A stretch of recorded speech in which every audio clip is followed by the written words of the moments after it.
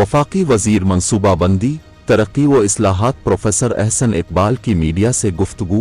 वफाकी वजीर मनसूबाबंदी तरक्की व इस्लाहात प्रोफेसर अहसन इकबाल ने कहा है कि इमरान नियाजी इस्लामाबाद में लश्कर कशी करके आलमी सतह पर मालूक का तशख़्ख़ुस खराब कर रहे हैं। इमरान नियाजी और भारत IMF मुज़ाकरात नाकाम करने और सैलाब ज़दगान के बाद अब वो CPEC की नाकामी के लिए काम कर रहे हैं।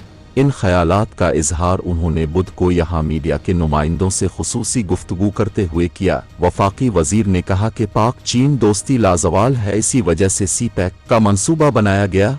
2013 में पाकिस्तान तवानाई बहरान का शिकार था।